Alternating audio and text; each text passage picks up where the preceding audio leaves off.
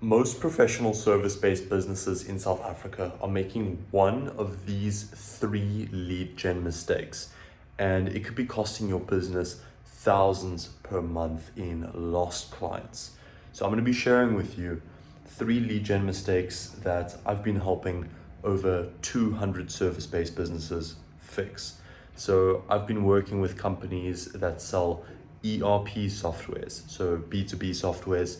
I've worked with a lot of fractional CFOs, accounting firms, lawyers, any sort of professional service. And I'm going to share with you some of the things that I've been seeing in terms of lead gen and advertising that has been really limiting a lot of growth, whether you're making $1 million plus per month, or if you're just starting out and you're making, let's say, less than 50,000 per month.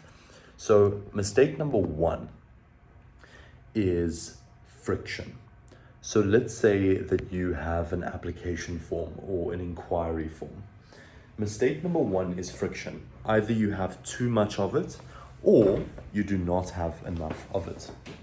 So I want you to think about an inquiry form. Maybe you're collecting a phone number, maybe you're collecting an email, maybe you're collecting a company name, and maybe that's too little friction, so you're getting low quality leads.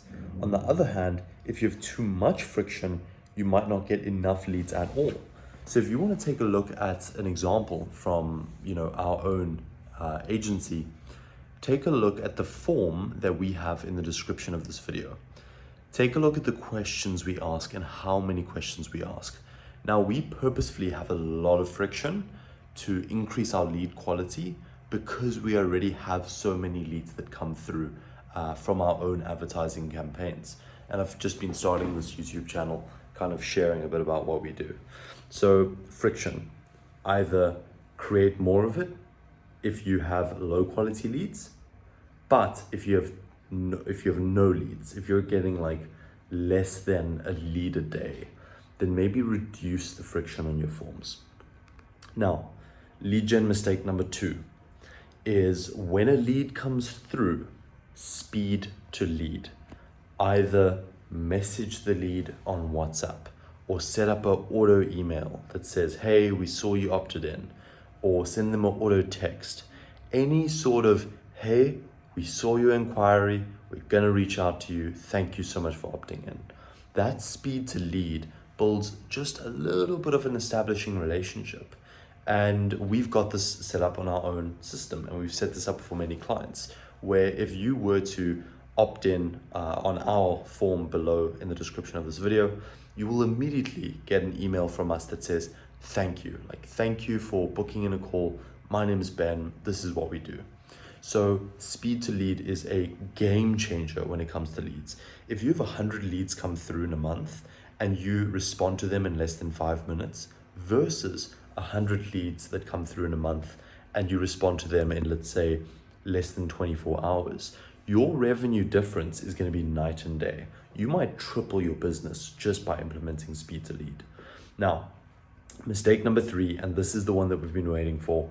Mistake number three, and this burns me when I get accounting firms ads or law firms ads or estate planning, will writing, any sort of professional service. This burns me. They market what they do, but they don't market what they do for customers. So they will say, I am a lawyer, I am an accountant, we do VAT returns, we do provisional tax, we do will writing, we do estate planning, we sell a software for hospitality, whatever it is. But they don't market what they do for customers. So what this means is that they look bland, they look vanilla, they don't look like a meal that people want to sit down and enjoy themselves. And this destroys tension, it destroys attraction, and it's the reason why your inbox might be so dry, or maybe you're getting low quality leads or you're not getting many leads. For my own company, we're booking anywhere between 20 to 25 applications per week, so about 3 per day. We're getting about 3 applications per day. It's a nice healthy rate, even on the weekends, because we're really good at running ads. Now, what should you do instead to avoid having your business look like a bland meal, look like pup instead of chicken a la king? How can we make your business look like chicken a la king? So what we do is let's use an example of one of my clients, right? And he's crushing it. Okay. Now, this is what he was doing before. He was like, I run a fractional CFO service, and we sell. We will do your tax. We'll do your independent yearly reviews. We'll audit your business. All the jargon that business owners don't care about. Now, what we did instead was we marketed a case study. We said, okay, who's your most successful client? What have you done for them? And it turns out that he's helped, manufacturing clients increase their profits, decrease their operational complexity. He's helped them get VAT refunds. He's helped them expand their team with payroll services. He's helped them expand to new branches. Similarly, let's say that you're a lawyer and that you do will writing or you do estate planning. Which one would you find more appealing? Law firm number 1 that says we do estate planning, or law firm number 2 that says we helped Sarah save 2 million rand in property handover tax or in death tax by setting up a simple tax structure that protected her family's assets.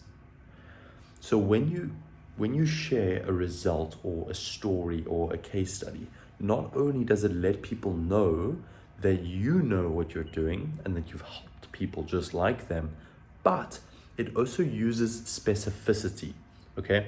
If I'm telling a story and I'm saying, oh, there was once this boy and he was walking to the mall and he went to the shops and da da da. When I use broad details, it is boring.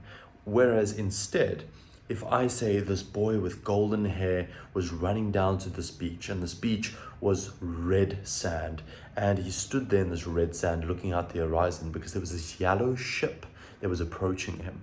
When I use colors, when I use visuals, when I use numbers, it calls to you. We are storytelling creatures. And if you are not telling stories in your marketing, you are boring your potential customers and they literally see you like a mosquito. They want to swat you because you are an annoying mosquito that is on their Instagram or Facebook page and they want to get you away from them, okay? You need to tell stories that position you as an expert, as an authority, that attract potential customers who want the same result. Now, my name's Ben. It's been good talking to you. I need to get off to Woolies. I've got a shop for the week. If you are a professional service-based business and you want to apply to work with us, if you want to get more bookings on your calendar so that you can predictably, reliably grow your business with new customers by getting them booked onto your calendar, then book a call with us below this video. But if that isn't for you, if it isn't relevant, thank you so much for watching. To recap, the top 3 lead gen mistakes: friction, either too much or too little. Secondly is, what was the second one? I know that the third one was speaking about your results rather than speaking about your service. What was the second one? Why can I not remember this? The second one was, oh my goodness. Can I seriously not remember the second one? I have it written down. Oh yes, speed to lead. Make sure you're automating your speed to lead. So when a new lead comes through, make sure you're sending a personal message, an email, a text, a hello, a WhatsApp. Make sure that you're building that relationship from the start. Because if you aren't, you're like every other generic business. Reach out to your customers, build relationships with them. It's the best way to do it. Thank you so much for watching. You stay blessed. Keep doing what you're doing. Keep chasing your dreams. And it's been good talking to you. Take care. Bye-bye.